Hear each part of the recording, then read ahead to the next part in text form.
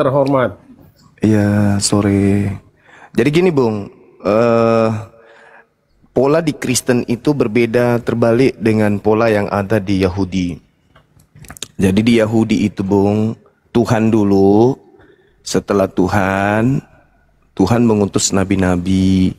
Setelah mengutus nabi-nabi, Tuhan mengutus kitab suci untuk menjelaskan konsep bertuhan.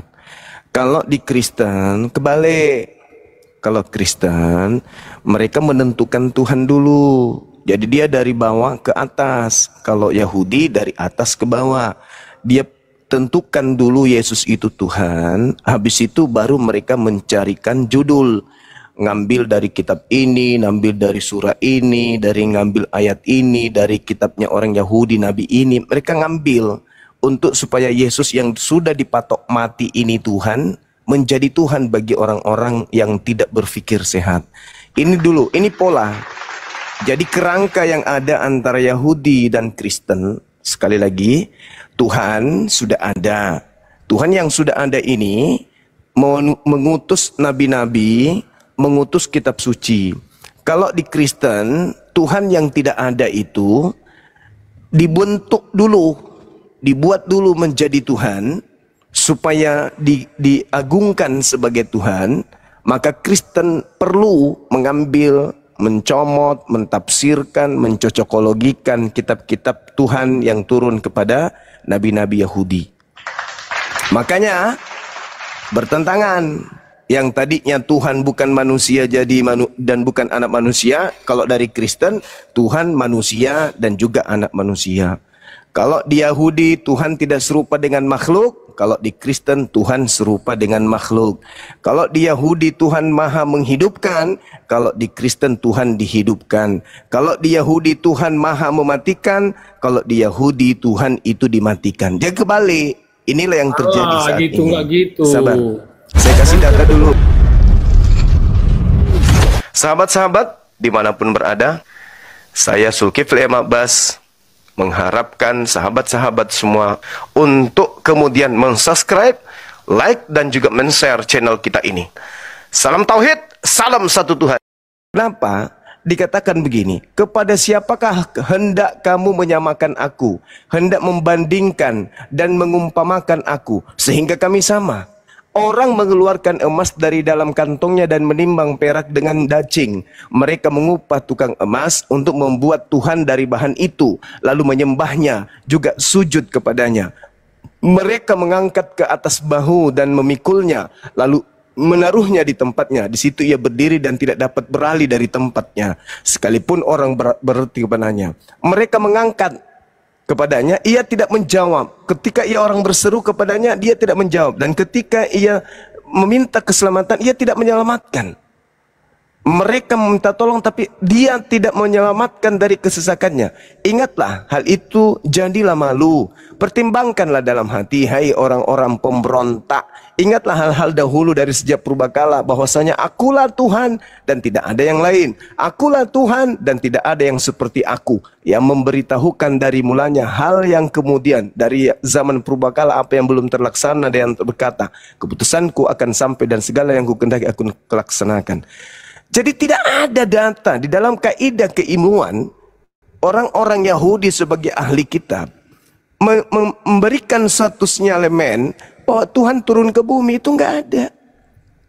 Ini buatan Kristen. Jadi begitu dia melantik Kristus menjadi Tuhan mereka, mereka kewalahan ingin mencari di nenek moyang mereka Romawi, yang ada cuman paganisme. Akhirnya apa? Mereka mengambil terjemahan kitabnya Yahudi dalam bentuk Septuaginta, dipaksa terjemahan itu untuk merujuk kepada ketuhanan Yesus yang belakangan baru muncul.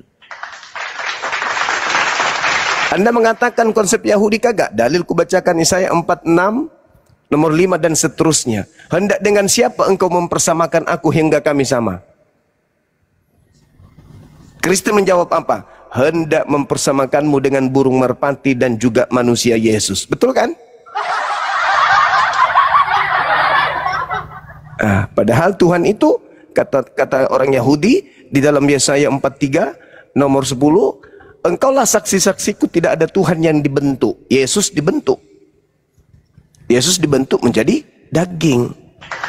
Itu bukan Tuhan. Nah, makanya tanya Yesus, Yesus apakah engkau Tuhan? No, aku adalah utusan Tuhan. Nah, kalau Kristen yang ditanya, apakah Kristus Yesus Tuhan? Tuhan. Nah, inilah yang dikatakan oleh Yesus, waspadalah kepada penyesat, hati-hati, dia akan menjual namaku kemana-mana. Nah, ini yang sedang kamu lakukan, saudara. Silakan. Saya hebat, saya salut ya cara penyampaian bahwa memang orang Yahudi memang tidak percaya Yesus kebanyakan. Dari Tauratnya aja mereka memang tidak percaya tentang juru selamat Yesus sebagai anak Allah. Itu jelas sudah berbeda. Kekristenan itu, konsep keselamatan kekristenan itu adalah Yesus sebagai Tuhan yang sudah lahir, yang adalah sang sumber sendiri, yang tidak terlihat, tidak terjamah, tidak bisa kelihatan, yang bersifat roh itu, yang bisa turun ke dalam diri Maria, kemudian dia dilahirkan sebagai manusia, dan di dalam dia itu ada duinatur, ada Tuhan, ada insani dan ilahi. Kenapa dia ada ilahi? Karena dengan ada Roh Kudus ini, Roh Allah itu roh yang tidak terlihat itu masuk dalam Yesus, di dalam anak yang dikandung daripada Maria ini. Mengapa dia datang ke dunia? Karena untuk apa? Karena dosa Adam dan Hawa tadi yang menjadi dosa waris yang akan dia tebus. Karena manusia tidak dapat menyelamatkan dirinya, tidak dapat membayar dosanya karena dosa waris ini sudah menjalar ke seluruh dunia. Jadi dia harus datang. Kalau Yahudi nggak apa-apa, mereka tidak percaya sampai hari ini pun. Kalau mereka tidak percaya Yesus, nggak ada masalah bagi orang Kristen. Bagi orang iman keselamatan, konsep keselamatan orang Kristen tidak ada masalah orang Yahudi. Mereka bukan indikator kita kan? Nggak ada masalah mereka mau jadi, ya oke, mereka itu sebagai bangsa yang sangat diberkati Tuhan, bangsa pilihan, terserah mereka. Kalau mereka mau terima Yesus sebagai Mesias sang juru selamat, itu urusan mereka. Tapi kita kan konsep lagi bicara tentang keilahian Yesus Kristus yang kita percaya sebagai penyelamat dunia. Itu yang kita imani.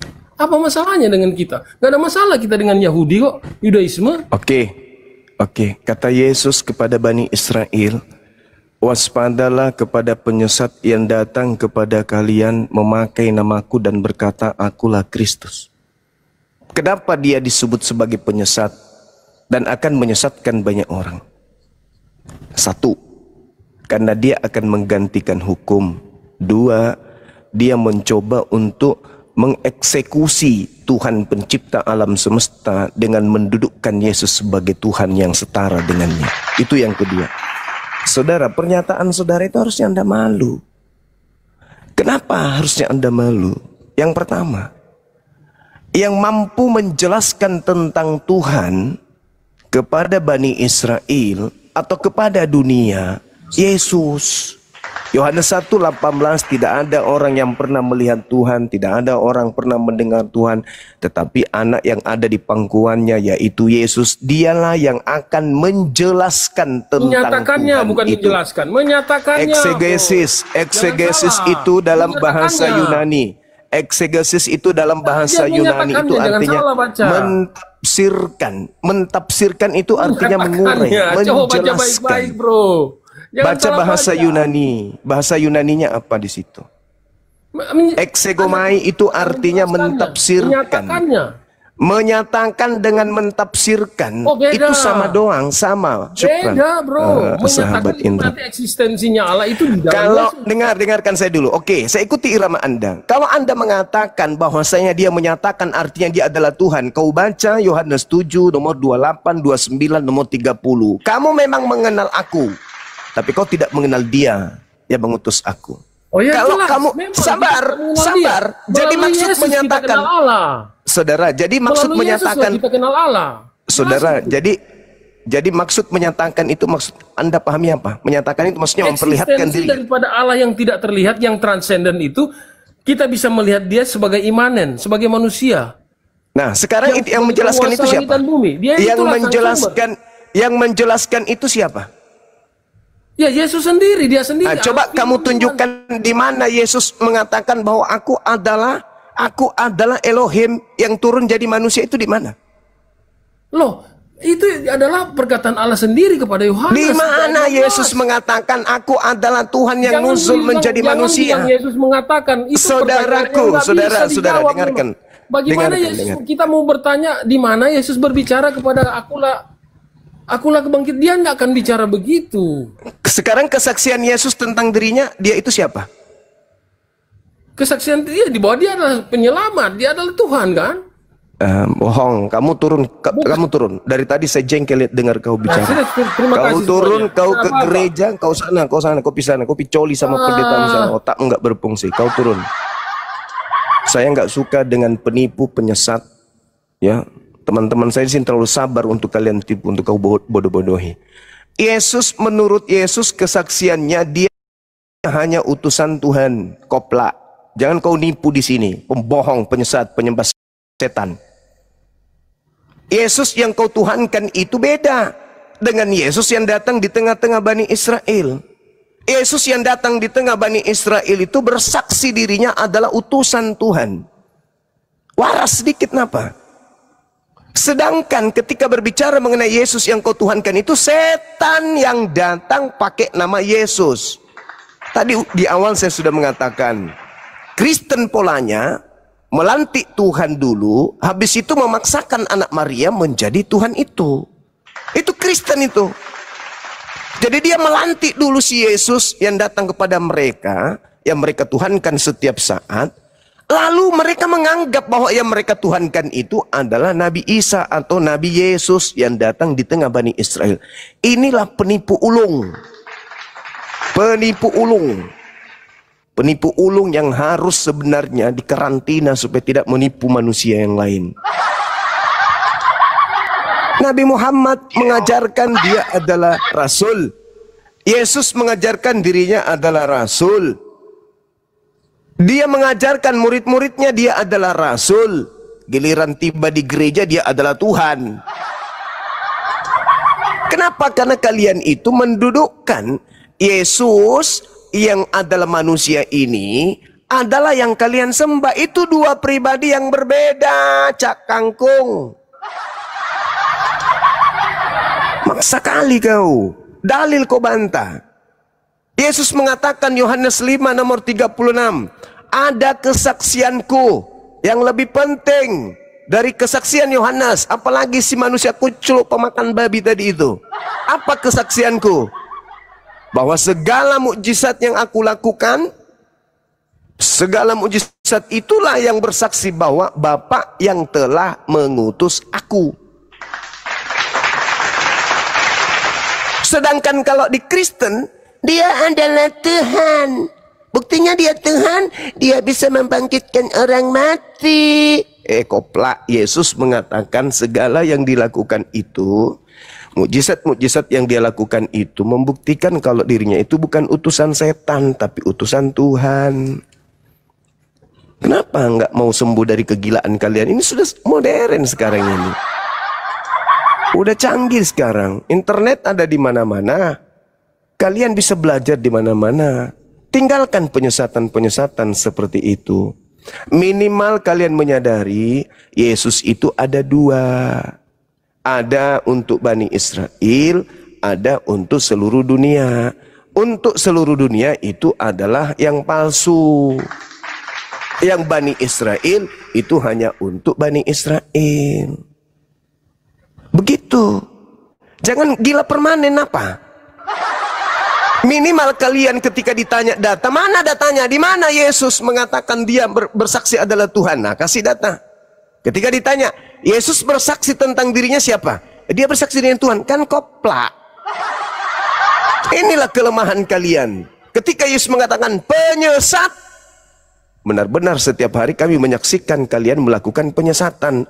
Yesus mengatakan Yesus hanya untuk Bani Israel. Yesus mengatakan dia hanya utusan Tuhan. Si penyesat mengatakan untuk seluruh dunia. Si penyesat mengatakan dia adalah Tuhan. Sadar napa di situ?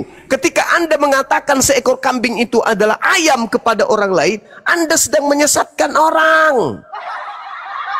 Ketika Anda mengatakan kepada orang lain bom-bom itu adalah kerah, Anda sedang menyesatkan orang lain, Anda sedang menipu orang lain, Anda sedang ngibulin orang lain. Kategori itu adalah penyesat.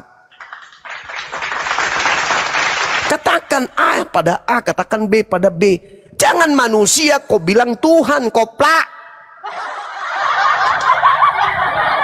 Inilah kalian, sadar-sadar. Memang setan itu memang gak takut neraka. Kenapa setan itu hanya sepele, tapi dia rela masuk neraka? Karena nggak ada takutnya.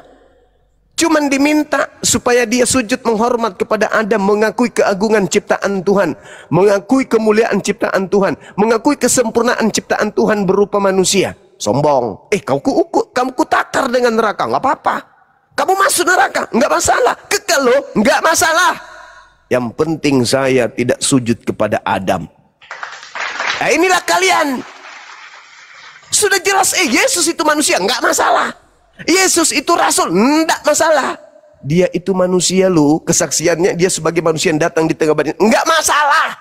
Hukumnya neraka lo, nggak masalah. Kamu diusir sama Yesus, nggak masalah. Yang penting saya tidak mau tunduk kepada kebenaran hakiki. Nah, itulah kalian. Koplak, cak kangkung. Kapan kalian mau sadar? Kalau dulu masa penjajahan wajar kalian ditodong sama senjata, harus masuk gereja, wajar. Harus baca Bible, wajar. Oh, senjata, senpi panjang, senapan panjang. Kita dijadikan budak sama penjajah, disuruh kerja rodi, makan pun susah. Anak-anak pada bermatian kelaparan, wanita pada janda. Daripada mati kelaparan, daripada disiksa mati tersiksa, ngaku menyembah kepada manusia yang diutus, nggak masalah. Ini orang sudah merdeka, weh. Tak ada yang memaksa kamu, Tidak ada yang memaksa kamu untuk kerja rodi, untuk membersihkan rumah ibadah penjajah. Tidak ada penjajah memaksa kamu dengan ditodong senjata agar kamu mengikuti penjajah. Kenapa kamu nggak bisa waras, cak kangkung? Kenapa sih, Zuma? Kalau agamamu itu hanya untuk kalian saja, nggak masalah. Ini agamamu dengan berpura-pura. Diam dulu, anak kera. Ini agamamu disuruh mengajarkan kepada anak kera, diam dulu. Gurumu lagi menjelaskan. Kalau kau nggak tahan di sini, kau turun. Kau tinggal turun ke gereja, isap ibu jari. Isap ibu jari pendetamu kalau kau nggak sanggup dengarkan saya. Ya, kita diskusi, berani nggak? Nggak, tunggu dulu. Kau siapkan dulu senjatamu. Siapkan aja dulu. Ya udah. Sebelum saya bal-balin kau siapkan dulu, duduk di situ, ya. Di sini sekarang kita sudah merdeka. Tak ada lagi pemaksaan kerja rodi, perbudakan sama penjajah. Tak ada lagi pemaksaan. Lu harus ikut ke gereja. Lu harus menyembah kepada Yesus. Lu harus beriman kepada Bible. Tak ada lagi kan? Sekarang Anda bebas menggunakan potensi kemanusiaan Anda. Kenapa Anda masih bodoh? Hah? Kalau Anda bodoh sendiri tidak masalah. Diam dulu, anak kera. Anak kera, diam dulu. Enggak, mau diskusi enggak? Enggak, sama kamu enggak. Kau turun. Ya, turun sana ke neraka. Nah, bagus. Sekarang sudah saatnya Indonesia merdeka. Gunakan fasilitas akal. Akal koneksi internet. Internet ada mata, ada kuping, ada perasaan, bisa membaca, bisa kemudian Anda telaah apa yang ada di seluruh dunia ini yang bisa Anda nikmati. Kok masih menyembah kepada makhluk cupu-cupu? Iya, kalau itu hanya untuk kalian. Iya, kalau itu hanya untuk agama kalian. Iya, kalau itu hanya untuk keturunan kalian. Masalahnya kagak, cak kangkung. Lu maksa-maksa sampai lu bikin sekolah teologi, sampai lu bikin lembaga, sampai lu ngutus-ngutus orang ke lorong-lorong memurtadkan umat Islam. Iya, kalau itu tidak terjadi, silakan kau mau menyembah anusmu sendiri, monggo. Lu mau menyembah Tarsan juga nggak apa-apa. Lu mau makan babi, mau makan kudanil, kau mau makan gajah, kau makan gedung MPR, DPR, gedung semuanya kau telan pun tak masalah. Masalahnya agamamu itu masuk ke dalam sendi-sendi agama Islam, cak kangkung. Kalau kau nyembah si gondrong sendiri mah nggak masalah. Lu mau mati juga di situ, EGP. Tak ada yang bisa menahan setan untuk masuk ke neraka, tak ada. Begitu juga kami tak mampu menahan kalian. Tapi yang kami tidak suka, Kalian menyamar-nyamar seperti Islam untuk menyesatkan umat Islam. Paham? Bible kalian ganti sampulnya menjadi Alkitab. Theos kalian ganti menjadi Allah. Paulus kalian gelari Rasul. Ini yang membuat umat Islam itu tidak suka. Kalian masuk dari lorong ke lorong mengajarkan Yesus Injil, Yesus Injil. Ya kalau untuk kalian aja silakan, gak ada yang melarang. La ikraha fiddin. Masalahnya itu loh, kau menyerang seakan-akan kamu itu kasih, padahal strategimu sangat licik. Strategi yang kamu lakukan itu sangat halus. Maka kami kemudian angkat suara. Silakan Anda menyembah hantu, menyembah setan, menyembah pohon, menyembah batu merah, menyembah kelereng, menyembah tahu isi. Silakan. Jangan kau gunakan cara-cara licik seperti setan yang nyamar-nyamar seperti Islam. Oke? Kau telan aja, kau sembah aja itu. Jangan kau menggunakan cara-cara licik dalam memurtadkan generasi Islam atau umat Islam. Paham? Berhenti melakukan itu, berhenti. Yesus yang kau sembah itu bukanlah anak Maria, bukan manusia yang kau sembah itu. Itu yang kau harus pahami, orang Kristen harus paham. Yang kalian sembah bukan anak Maria. Jangan kau paksakan anak Maria menjadi Tuhanmu. Tuhanmu itu makhluk roh. Yesus mengatakannya sendiri, kalian itu hidup dalam kegelapan. Di mana Yesus mengatakan kalian hidup di dunia di alam kegelapan? Yesusnya menguraikannya di dalam catatan wartawan, diwakili oleh wakilnya Paulus dalam Lukas 22. Kalian itu penyembah alam gelap. Paham sampai situ? Berapa kali saya harus mengatakan, dunia dihakimi, dunia dihukumi sejak ada peristiwa penyaliban itu terjadi. Sejak itulah dunia menjadi gelap. Nanti kembali terang setelah baginda Rasulullah Muhammad SAW diutus. Itu pengakuan siapa? Pengakuan Yesus. Awal kegelapan dunia diawali dengan penyaliban. Itulah karya iblis terbesar di atas bumi terhadap keturunan Adam. Hadapkan saya dengan orang berilmu dari kalian, biar kita diskusi secara data, secara valid, bahwa apa yang saya sampaikan ini tidak bisa diragukan oleh akal sehat manusia. Awal kehancuran anak keturunan Adam bermula dari penyaliban. Silakan bantah saya. Minum dulu Zulkifli M. Abbas, udah kering tenggorokanmu itu.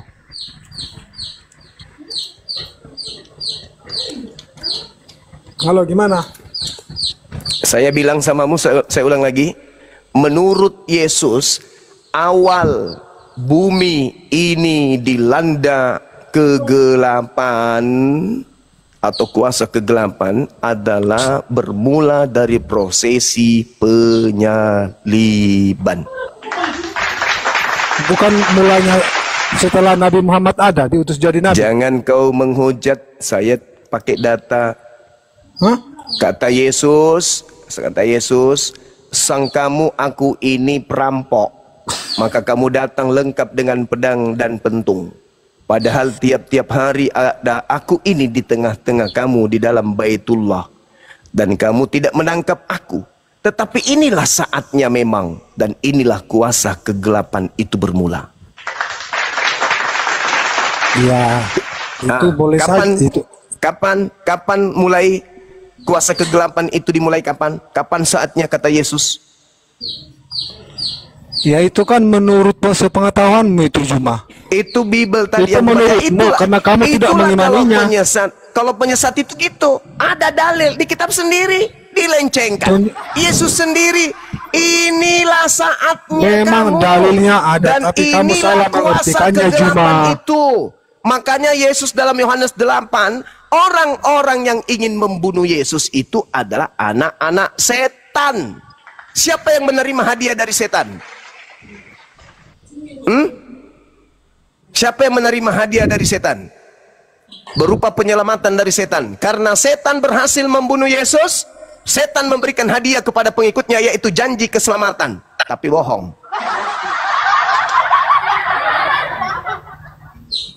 Siapa yang menerima hadiah dari setan? Hei Kristen, aku setan, datang kepada Yudas, merasuki Yudas supaya bisa membunuh Yesus untuk kalian Kristenku. Gini loh Bang Juma. Agama-agama juga ngomong, wahai Kristenku, aku dan imam kepala membuat tipu muslihat dan kesaksian palsu untuk supaya membunuh Yesus untuk kalian, wahai Kristenku. Pahlawan-pahlawan kalian itu sudah menghadiahkan keselamatan kepada kalian, tapi semu, makanya diusir sama Yesus.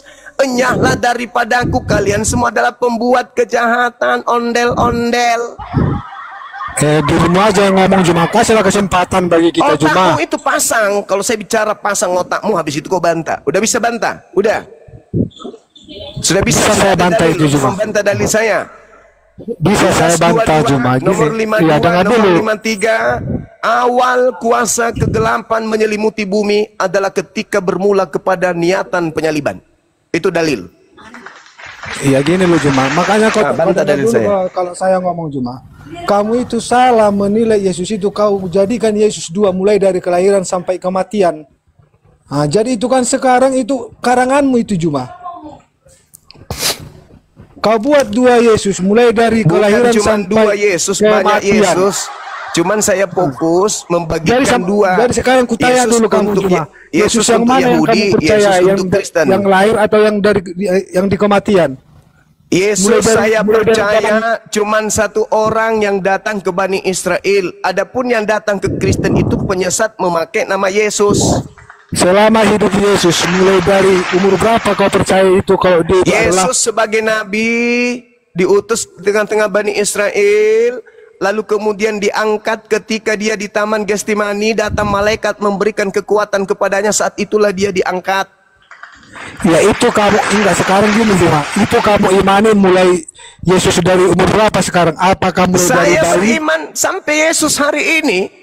Ya mulai dari mana? Apa dia mulai dari kelahiran atau sampai kematian atau mulai kematian?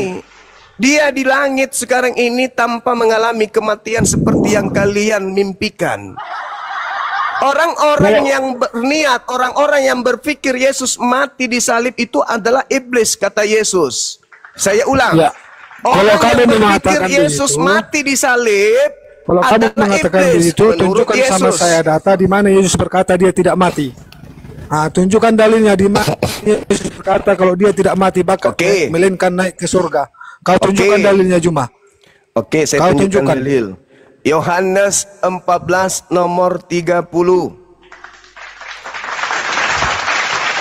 Yohanes 14:31. Yohanes 8. Kau baca isinya Juma. Kau baca isinya Juma. Sabar. Yohanes 8:29. Ingat, Yesus mengatakan, aku senantiasa mengasihi Bapa dan melakukan segala apa yang diperintahkan Bapa. Di dalam kitabnya orang Yahudi diterangkan bahwa jangan sebutkan sama saya dalil di mana Yesus berkata bahwa ia tidak mati. Adik, saya kasih kamu dantan, Dek. Di dalam kitabnya orang Yahudi dijelaskan bahwa mereka Yesus ini adalah orang yang taat kepada hukum Torah, taat kepada perintah Tuhan. Sedangkan perintah Tuhannya salah satunya adalah jangan engkau melukisi tubuhmu. Itu perintah. Kemudian yang datang di Pulau Patmos itu ada tato di paha. Coba kau tunjukkan kepada saya umur berapa Yesus pasang tato. Sampai yang datang ke Pulau Patmos itu ada tato di pahanya. Sedangkan Yesus yang asli jelas tunduk kepada perintah Tuhan ketika Tuhan melarang, jangan kamu bertato. Yesus tidak mungkin bertato. Jangan kau tidak bersunat. Yesus pasti bersunat.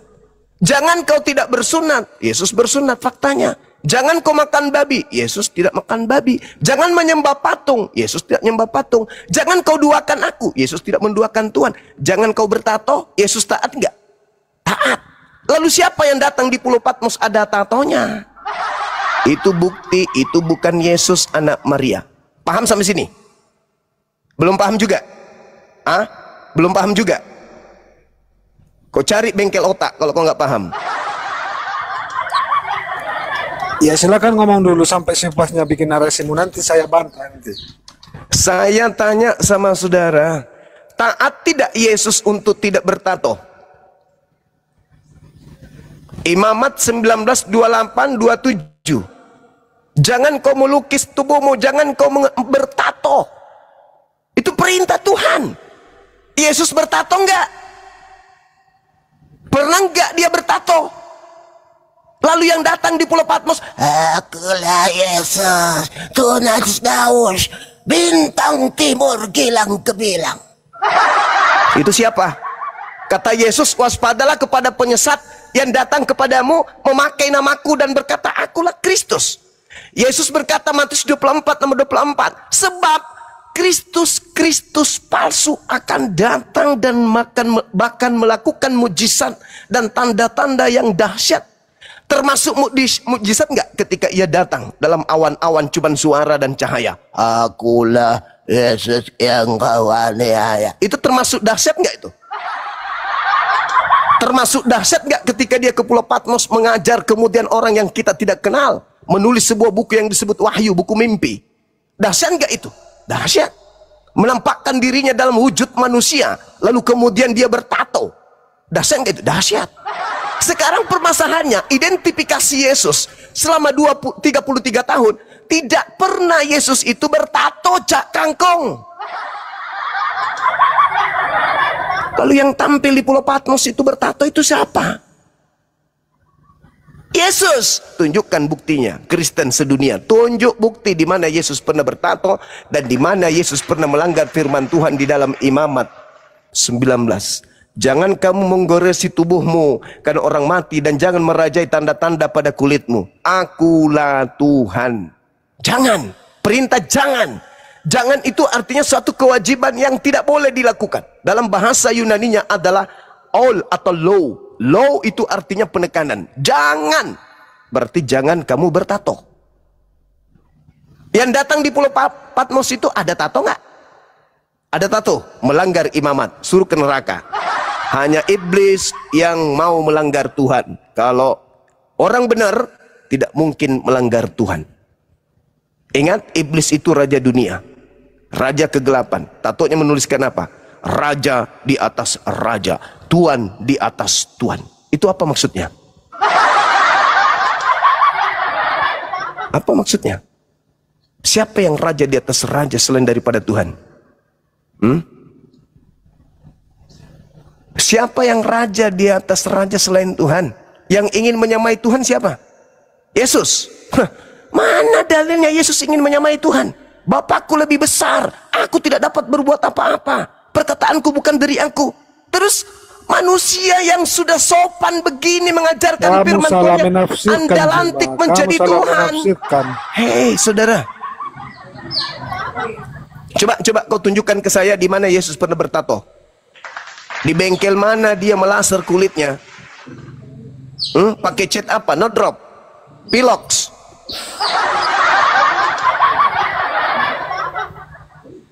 Ayo silakan.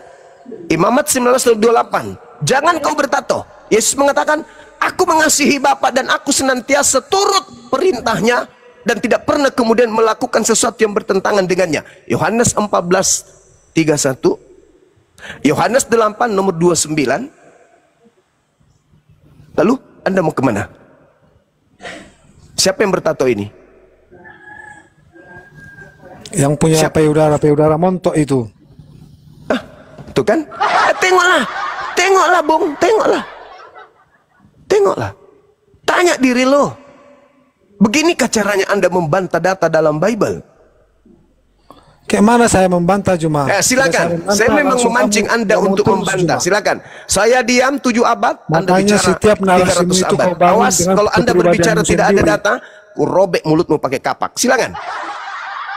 Kau aja dari tadi ada kau tunjukkan data. Kau aja. Saya data Imamat 1928, Yohanes 14 nomor 31, kemudian Yohanes 5, Yohanes 8 nomor 28. Oke, saya tunjukkan data. Sekarang perintah Yesusnya, kau tunjukkan biar orang pada percaya sama banyak alasan kau. Banyak alasan. Banyak alasanmu on cam. Emangnya Paulus membuat 13 buku catatannya itu dia buka ke merah samamu?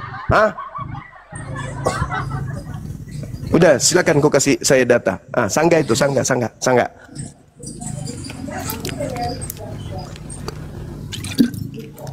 Gini loh Juma, segala ayat-ayat yang kau kutip itu. Sekarang jangan protes ayat. Jangan protes dalil. Gini, kau buat kamu dalilmu mengartikannya sendiri. sesuai dengan kemauanmu sendiri. Bantah dalil saya dengan dalilmu. Silakan, Cak Kangkung. Bantah dalilku dengan dalilmu. Sederhana kan? Sekarang apa yang kau bantah tentang Yesus? Saya sudah sampaikan dari tadi panjang lebar. Ya, apa yang kau bantah tentang Yesus sekarang? Apa yang kau bantah? Saya bantah konsep yang dibawa oleh Kristen bahwa Yesus yang datang ke tengah-tengah Bani Israel itu adalah Yesus yang disembah oleh Kristen hari ini. Saya bantah itu. Yang kau sembah itu bukan Yesus anak Maria. Yesus anak Maria mengatakan apa? Aku tidak mengenal Kristen.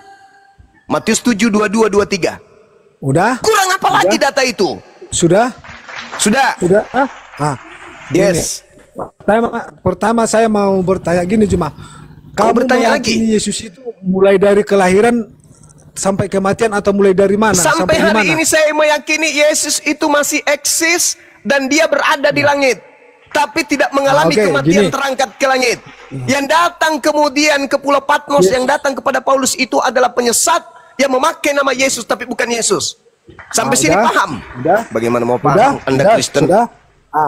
Sudah. Jadi menurutmu Yesus yang kau imani itu, apakah Yesus yang lahir dari rahim Bunda Maria? Apa pula kau bertanya? Yesus yang kau yakini itu, apakah Yesus yang lahir dari rahim Bunda Maria? Itu dulu kau jawab. Saya meyakini Yesus itu nabi yang diutus oleh Yesus yang mana? Apakah Yesus yang lahir dari perawan Bunda Maria? Yesus yang diceritakan oleh Allah kepada baginda Rasul Muhammad sallallahu alaihi wasallam.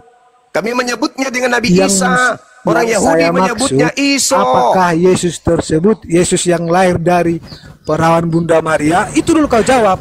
Saya beriman kepada Nabi Isa yang lahir dari perawan bernama Maryam atau Miriam. Di dalam kitabmu disebut Maryam. Wartawan menulisnya bernama Yesus. Dalam bahasa Aram Iso.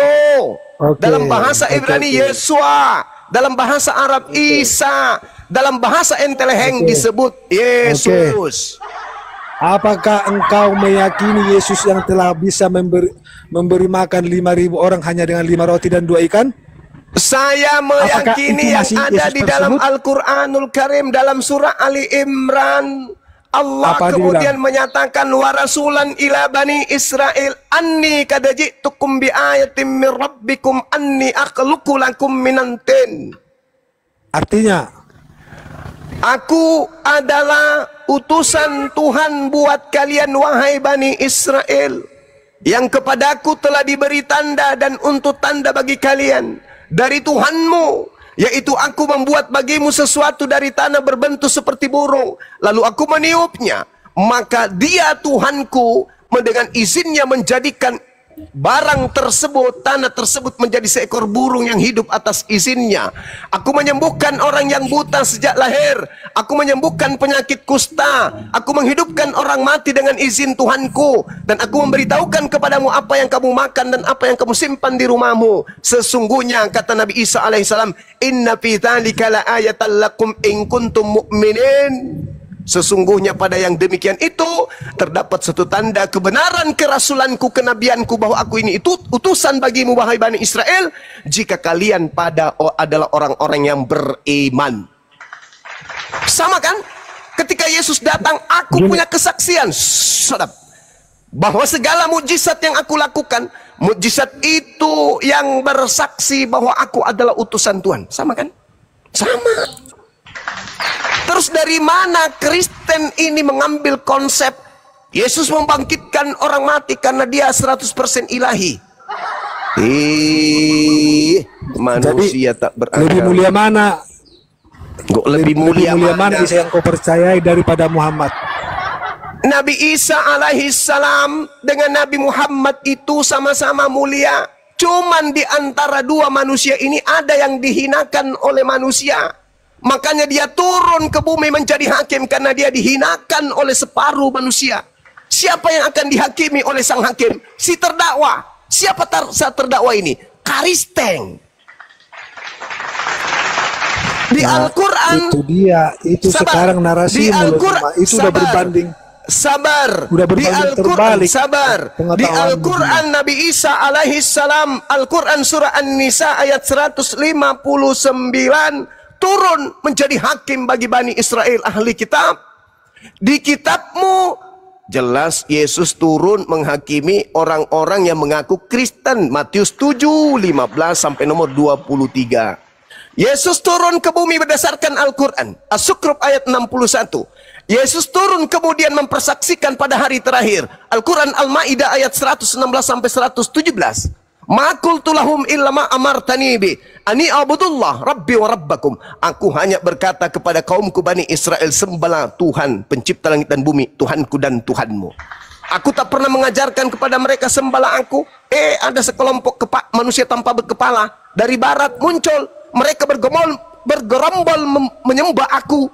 Maka pada saat itulah aku mengatakan, enyahlah daripadaku kalian semua pembuat kejahatan, aku tidak mengenal kalian. Jadi Kristen yang ada di gereja menyembah Yesus, itu Yesus yang tidak dikenal sendiri oleh Yesus. Yang Yesus sendiri mengatakan kepada Bani Israel, waspadalah kepada Yesus palsu yang datang dengan memakai namaku dan berkata akulah Yesus. Mau sampai kapan kalian saudara memperbodoh diri? Mau sampai kapan? Sudah Juma, sudah. Sudah. Boleh saya bantah Juma? Bantah. Tunjukkan kepada saya di mana Yesus pernah bertato. Sekarang yang saya bantah bukan masalah tato-tato itu Juma. Itu bukti. Saudaraku. Tadi kamu sudah mengakui bahwa Yesus Nabi itu Isa kalau yang pernah bertato silakan Anda tunjukkan datanya. Aduh. Saya dikasih waktu enggak? Ya tapi kau bantah yang saya sampaikan. Saya mau mengikuti narasimu. Tadi kamu kan sudah berkata bahwa Isa yang kau percaya itu adalah Isa yang lahir dari kandungan Bunda Maria, betul? Yes. Betul. Sampai di mana kau mempercayai dia? Apakah engkau mempercayai dia pada saat dia melakukan mujizat? Dia nabi, dia rasul, tidak sampai kepada konsep maksud Tuhan. Saya, apakah juga masih mengakui bahwa itu Yesus yang lahir dari Bunda Maria pada saat Yesus membuat mujizat? Yes. Masih cuma akui enggak itu? Yes. Saya akui tadi kan saya baca ini akhluqu lakum minan tin ka'atit tayri. Dulu kasih saya waktu. Fihi fayakunu tayran. Kasih waktu saya ngomong Juma. Kau bertanya sesuatu yang kalau kayak gini cara kamu debat, nggak ada yang berani debat samamu Juma. Kasih ruang sama lawan debatmu Juma. Anda bertanya sesuatu yang lucu. Tadi saya baca data kesaksian Yesus. Iya, makanya saya memperjelas, saya mau mengikuti narasimu sekarang. Berarti Anda lalot. Bahwa engkau mempercayai Isa yang lahir dari perawan Bunda Maria. Iya. Nah, itu saya mengikuti narasimu. Apakah engkau masih tetap mempercayai waktu Yesus membuat mujizat? Kamu bilang masih. Oke. Pada saat umur berapa Yesus bisa membuat mujizat? Pada saat umur setelah dia sudah dewasa. Salah satu contoh dari kecil, dari bayi. Kalau di Al-Quran dia sudah bermujizat. Gini ya. Lahirnya pun lahir mukjizat. Ibunya pun hamil ya, mukjizat. Berarti kamu yakinnya kan? Setelah dia dewasa dia bisa. Ini mujizat berarti sampai mujizat yang telah dinyatakan oleh Tuhan Yesus engkau masih meyakininya kan? Saya meyakini dia seorang nabi rasul untuk Bani Israel. Ulang lagi, kulempar asbak nanti lama-lama. Pada saat pada saat di mana engkau telah kok Yesus yang kami sembah itu, yang kami Yesus puja yang kau sembah itu bukan Yesus yang engkau firmani lagi. Dengarkan saya, saudaraku, dengarkan. Ini kalimat saya 30 detik paling lama, insya Allah. Dengarkan. Sekarang Yesus saya yang kau dengar. dengar. Kamu nggak malu dengan ungkapan Bang Suma? Kamu nggak malu? Yesus yang kau sembah itu bukan anak Maria. Kau nggak malu? Kau nggak malu dengarkan itu? Jadi jangan kau bawa anak Maria tidak perlu. Saya katakan sama Yesus, dengar. Semakin lama Anda membantah, semakin banyak waktu saya berbicara. Dengarkan. Tanamkan dalam benakmu, wahai seluruh Kristen Indonesia. Ini Bang Suma yang berbicara. Ini Bang Suma yang berbicara. Bang Suma mengatakan yang Kristen sembah bukan manusia. Mustahil kalian mau mengakui menyembah manusia, bukan? Maka pasrahkan diri kalian sebagai Kristiani, mengakui dengan sepenuh hati bahwa memang Kristen tidak menyembah manusia. Yang kalian sembah itu bukan anak Maria. Yang kalian sembah adalah makhluk gaib, makhluk roh. Makhluk roh yang kalian sembah, yang datang memakai nama Yesus. Camkan itu baik-baik. Camkan itu baik-baik. Itu data di dalam kitabmu lengkap. Tuhanmu adalah roh. Jadi Yesus Kristus yang kau sembah itu makhluk roh. Bukan anak manusia. Bukan ponaannya Elizabeth. Bukan sepupunya Yahya Pembaptis. Bukan. Tapi yang kau sembah adalah makhluk roh yang datang memakai nama Yesus biar cepat terkenal. Jangan lagi kau bilang, kamu percaya nggak ketika dia? Nonsen. Aku percaya itu nabiku yang datang kepada Bani Israel. Sekarang kau perjuangkan Tuhanmu yang Kristus Yesus itu, Cak Kangkung. Sudah Juma? Dah. Sudah? Nah gini loh Juma. Jadi kami umat Kristen meyakini kalau sang juru selamat itu adalah Yesus yang lahir dari kandungan Bunda Maria. Bukan. Yang lahir dari kandungan Maria itu adalah dengar, tak kasih data. Yang lahir dari kandungan Maria itu adalah Mesias bagi Bani Israel. Kubacakan dalil ya, Kubacakan dalil. Lukas 1 nomor 33. Dengarkan kupingmu, dengar. Semua Kristen di Indonesia dengarkan. Ini pengakuan daripada asisten Paulus. Kontol lah kau. Apa kau kenapa kalau dikasih data kau mengamuk? Dengarkan, saya sampaikan sama ini. Dan Yesus akan menjadi raja atas kaum keturunan Yakub sampai selama-lamanya. Dan kerajaannya tidak akan berkesudahan. Saya ulang lagi. Ini bukan Quran, ini kitab kalian nih. Dengarkan. Dan Yesus akan menjadi raja atas kaum keturunan Yakub sampai selama-lamanya. Saudaraku Kristen yang ada di Indonesia, kalian itu keturunan Yakub kah?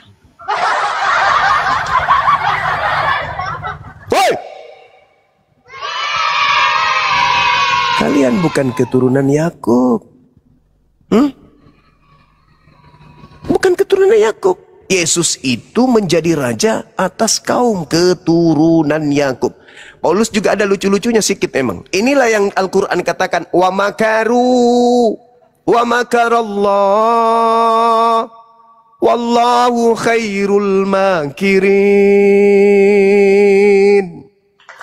Kata Allah, mereka membuat makar, mereka membuat tipu muslihat, mereka mengubah-ubah firmanku, kata Allah. Tetapi dia lupa kalau aku adalah sebaik-baiknya, sesempurna-sempurnanya pembalas setiap kejahatan.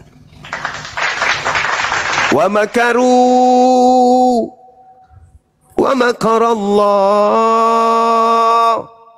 wallahu khairul makirin. Pembuktian ayat itu, saudara-saudara, seakan ada orang meludah ke atas, jatuhnya ke jidat sendiri. Membuat tipuan, tapi yang kena tipu dia sendiri. Coba sahabat-sahabat buka di dalam Galatia 4 nomor 5. Kita sama-sama buka Galatia nomor 5. Apa yang tertuang di sana menurut Paulus yang mencoba untuk menggiring orang-orang menyembah kepada Yesus, berlandaskan bahwa Yesus itu untuk seluruh manusia? Baca data itu, teman-teman. Yesus diutus untuk menebus mereka. Siapa mereka ini yang ditebus? Yaitu mereka yang takluk kepada hukum Taurat. Ini yang masih sementara terjun di atas ini, turun dulu. Kalau masih di tengah-tengah udara, turun dulu, Bang. Sekali lagi kata Quran, wa makaru. Mereka membuat makar. Tapi Allah membalas makar mereka. Sesungguhnya Allah adalah sebaik-baiknya pembalas kejahatan. Galatia 4 nomor 5. Niatnya sih ingin semua manusia itu menjadi pengikut Kristus yang datang kepadanya, yang mengaku akulah Yesus yang kau aniaya. Niatnya sih gitu. Tapi ada yang menuntun kemudian tangannya menutup mulutnya kembali. Apa katanya? Yesus diutus untuk menebus mereka yang takluk kepada hukum Taurat. Ini siapa ini yang dimaksud? Yesus menebus siapa ini? Siapa yang takluk di bawah hukum Taurat? Siapa yang kepadanya hukum Taurat itu diberi? Siapa yang taat kepada hukum Taurat? Siapa yang kasih terhadap Tuhan yang datang kepada Nabi Musa memberikan Taurat dan tunduk kepada hukum Taurat? Siapa? Siapa? Siapa? Siapa yang takluk di bawah hukum Taurat ini siapa? Kepada mereka lah Yesus menebus. Apakah Taurat diutus untuk orang-orang Roma? Tidak.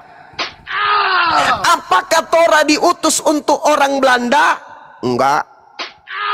Apakah Taurat diutus untuk Portugis? Enggak.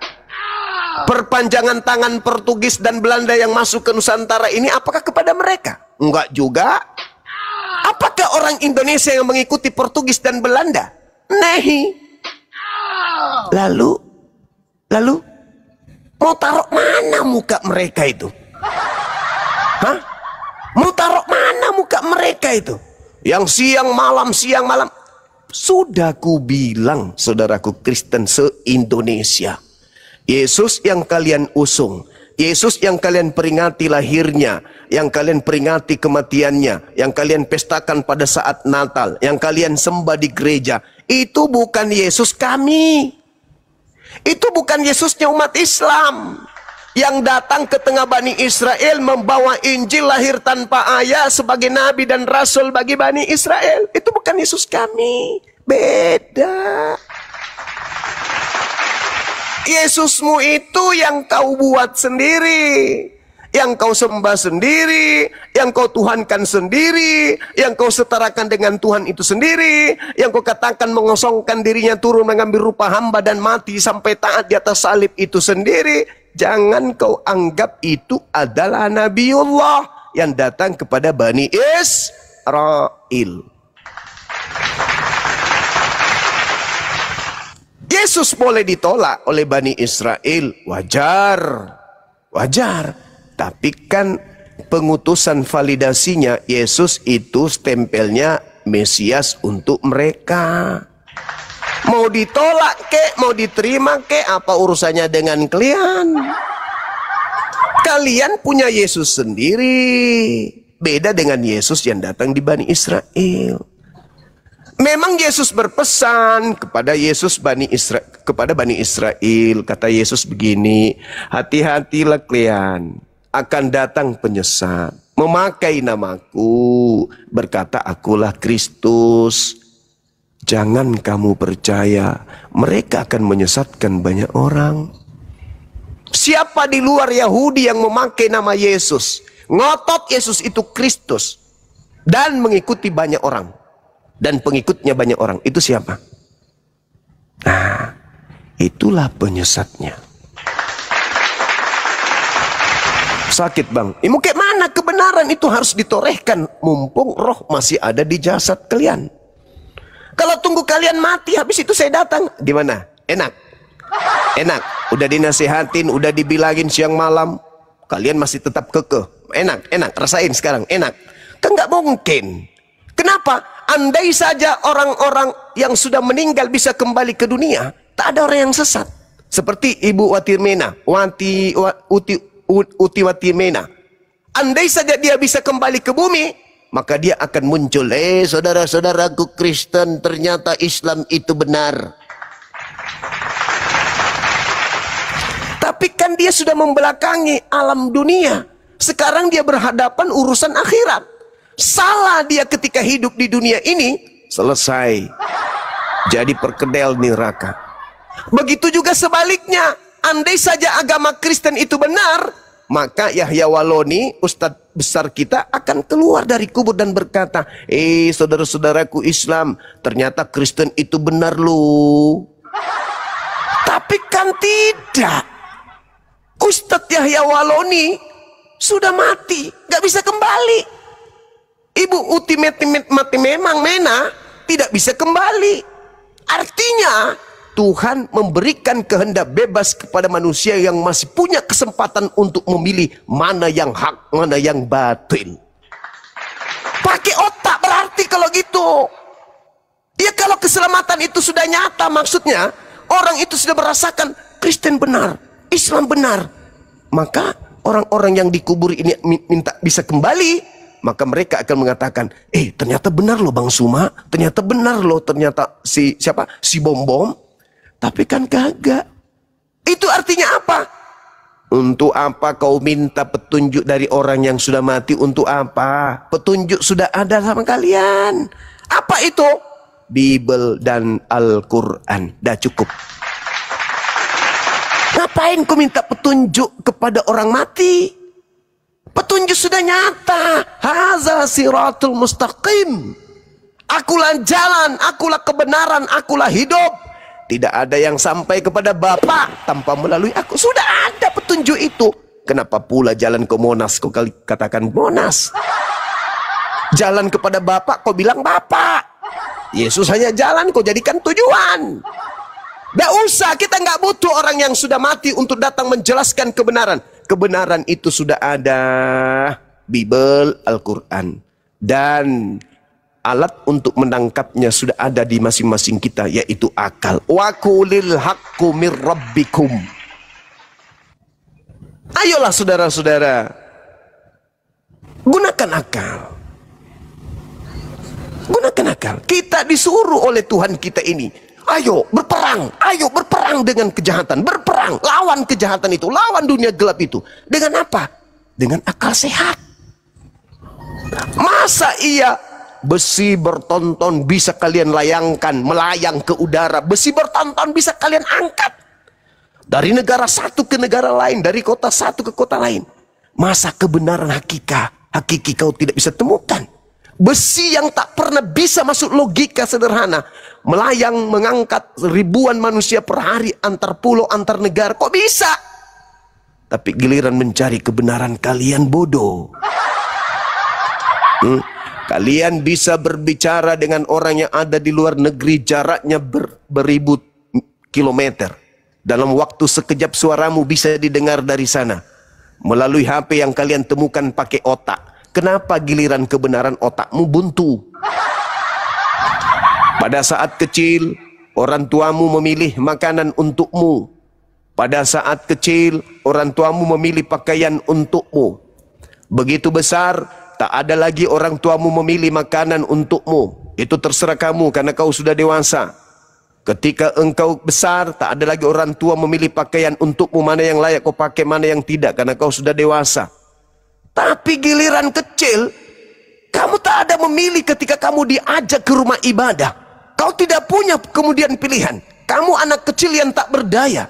Kamu dipilihkan makanan karena kau tak sanggup untuk memilih. Kau dipilihkan pakaian karena kau tak sanggup untuk memilah. Tetapi begitu kau dewasa, kau sanggup memilih sendiri pakaianmu. Kau sanggup memilih sendiri makananmu. Dan kau pun sanggup memilih Tuhan yang layak untuk kau sembah. Tapi kenapa kau masih memperbodoh dirimu? Di saat otakmu sudah besar, dirimu sudah besar, otakmu sudah bagus, kematangan berpikirmu sudah sempurna. Kenapa kau masih menyembah kepada sesamamu makhluk? Cuples. Hanya karena berbekal doktrin, berbekal dogma. Oh, karena orang tua saya. Hei, ketika engkau mati, pendeta pastor orang tuamu tidak turun ke kubur membantu kau. Kau dengan dirimu sendiri yang akan kembali kepada Tuhanmu. Cari, mumpung masih ada kesempatan. Jangan nanti setelah di alam kubur, di manakah kau juru selamatku? Begitu dia datang, apa katanya? Lu panggil siapa? Panggil Yesus. Yesus itu siapa? Orang mana dia? Orang Yahudi. Mana ada orang Yahudi pakai nama penjajah, nama Yunani? Siapa itu? Yesus aku tidak kenal. Saya sendiri bukan Yesus namaku. Aku Iso. Kaumku memanggilku Iso. Kadang mereka memanggil mamaku sendiri memanggilku Yesua. Yesus itu siapa? Sana, aku cari sana. Bukan aku. Dulu waktu di dunia kau nyembah siapa rupanya? Itulah bang yang ku sembah, yang ku sebutkan tadi. Oh, memang yang kau sebutkan tadi itu pernah ngajar untuk dia disembah? Enggak. Lalu dia ngajar. Bahkan dia mengatakan akulah guru dan Tuhan. Nah, berarti dia punya kurikulum pengajaran. Ada. Dia punya kisi-kisi materi. Yes. Apa di antaranya? Tentang konsep Tuhan, dia ngajarkan apa? Kata dia, apa? Hidup kekal itu, apa? Mengenal dia yang mengutus dirinya. Terus dirinya sendiri siapa katanya? Dan mengenal dia sebagai utusan. Nah, ada kisi-kisi itu? Ada.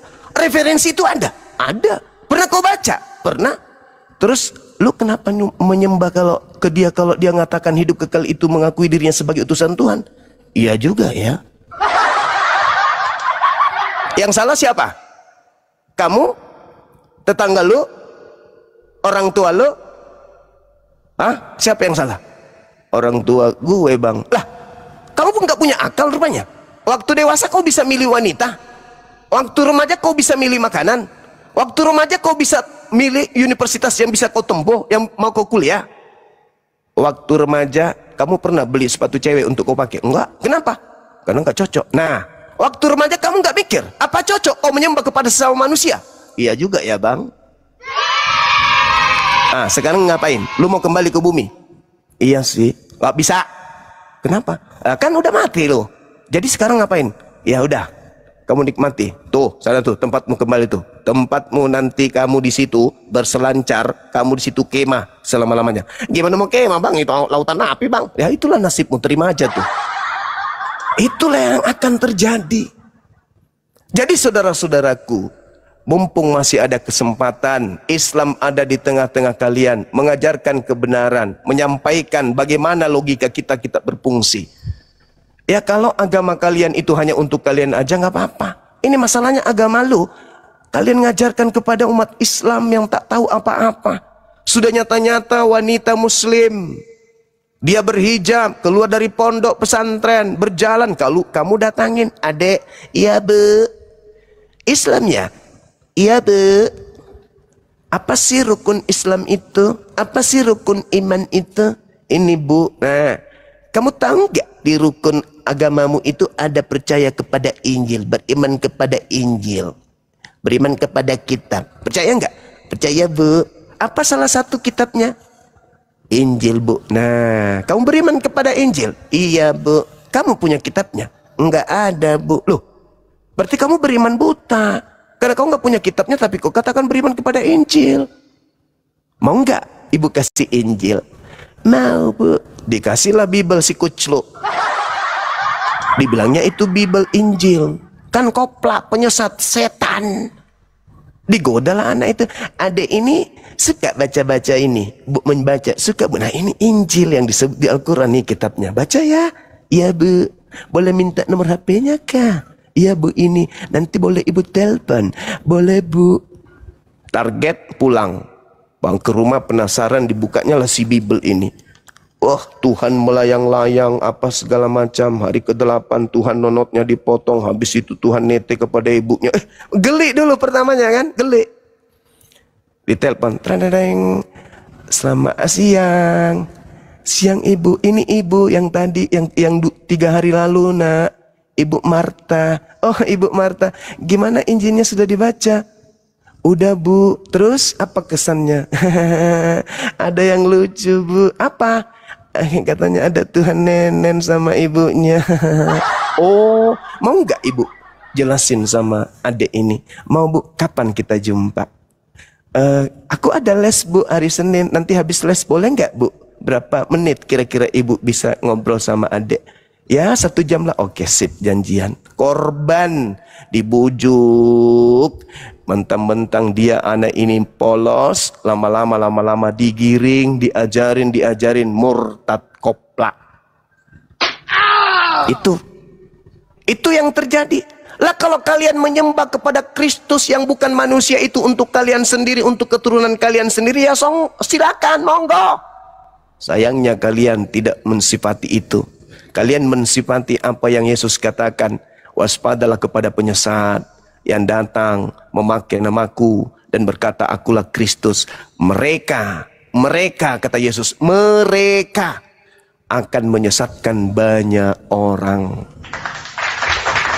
Siapa yang melata ke penjuru bumi memakai nama Yesus dan mengajak orang lain menyembah kepada Yesus? Siapa? Kata Yesus, waspada kepada mereka. Saya kira begitu sahabat-sahabat sekalian. Terima kasih atas kesempatan yang diberikan kepada saya. Semoga ada manfaatnya, khususnya kepada anak-anak saya yang mendengarkan di bawah ini. Karena alhamdulillah menurut pantauan saya 2025 ini anak-anak umur mahasiswa itu sudah mulai menikmati dunia apologet. Alhamdulillah. Ini semoga nanti anak-anak SMA mulai juga merambah untuk melihat materi-materi debat diskusi lintas agama di TikTok. Alhamdulillah. Nah, oleh karena itu, anak-anakku yang mahasiswa, ayo perdengarkan dialog-dialog lintas agama kepada anak-anak SMA yang ada di sekeliling kalian. Tujuannya untuk membentengi akidah mereka dari ajaran kepada menyembah kepada manusia yang netek sama ibunya. Saya kira begitu untuk sementara. Di sini sudah hampir azhar. Kiranya apa yang saya sampaikan bermanfaat, khususnya bagi saya sendiri. Mohon maaf guru-guru saya ketika saya kemudian mengambil waktu, menyita waktu terlalu lama. Demikian. Assalamualaikum warahmatullahi wabarakatuh. Lanjut. Waalaikumsalam. Waalaikumsalam warahmatullahi wabarakatuh. Assalamualaikum Gurunda. Waalaikumsalam warahmatullahi wabarakatuh semuanya, adik-adikku para pejuang. Lanjutkan. Masya Allah. Ya, Kang Dito mau melanjutkan? Bang Endi? Pencerahannya Gurunda. Ya, saya sapa dulu ya tamu kita, Bang Dedi. Selamat siang menjelang sore, Bang Dedi. Silakan dibuka mute-nya. Bang Dedi.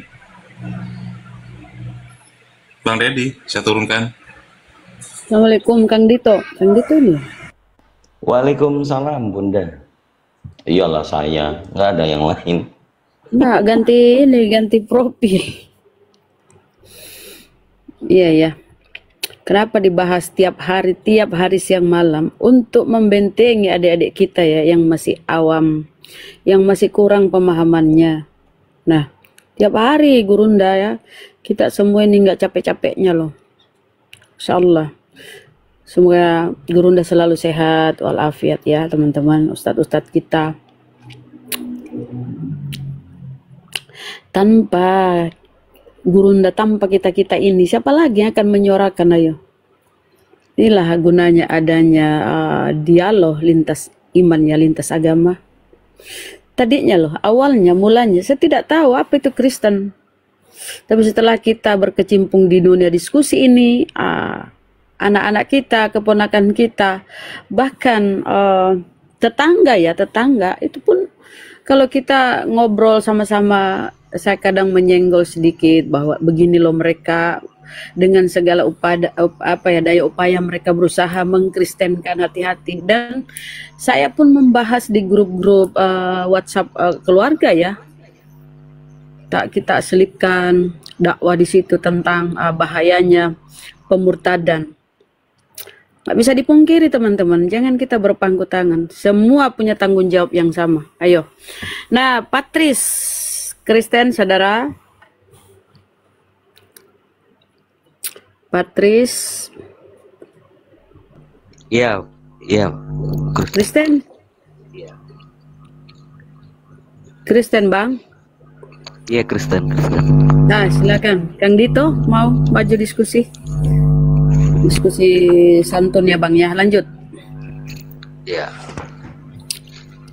Langsung dikasih ke saya. Boleh. Siapa yang mau? Ada kegiatan Kang Dito? Saya masih ada kegiatan. Mungkin 10 menit lagi. Oh, oke. Bang Handi, monitor. Bang Handi teleponan ku tengok. Kang Chan. Nah, apa yang ingin dibahas, Bang? Sementara menunggu guru-guru kita ya. Iya. Oh, Kang Chan, silakan. Oh, lagi pada ini ya. Oke. Apa? Tadi gini, Bang Patris. Iya. Bang Patris noise. Tadi Gurunda Zuma mengutip di Galatia pasal 4 nomor 5. Bisa dibuka, Bang Patris? Ada Bible nggak depan Bapak? Nggak ada. Mas Patris? Nggak ada. Oke. Dikatakan di sana bahwa Yesus diutus untuk menebus mereka yang takluk kepada hukum Taurat. Anda setuju nggak? Maksudnya gimana, Bang? Yesus tidak diutus untuk Kristen Indonesia. Dia diutus untuk menebus orang yang takluk kepada hukum Taurat. Orang-orang yang takluk pada hukum Taurat kayak gimana, Bang? Orang Yahudi. Iya, kayak gimana itu? Kalau dikatakan takluk itu seperti apa mereka, Bang? Orang yang taat kepada hukum Taurat. Iya, orang seperti apa itu, Bang? Seperti Yesus contohnya, murid-murid Yesus contohnya. Domba-dombaku mendengarkan suaraku, aku mengenal mereka dan mereka mengikuti aku. Orang seperti itu. Nah, dikatakan di Galatia pasal 4 nomor 5, Yesus diutus untuk menebus orang yang takluk kepada hukum Taurat. Setuju nggak? Lalu kenapa lama? Nggak kenapa lama? Setuju nggak? Iya. Anda setuju nggak? Anda setuju nggak? Setuju. Nah, sekarang Anda meyakini nggak Yesus itu tidak diutus untuk Anda? Tidak diutus untuk menebus Anda, Pak Patris?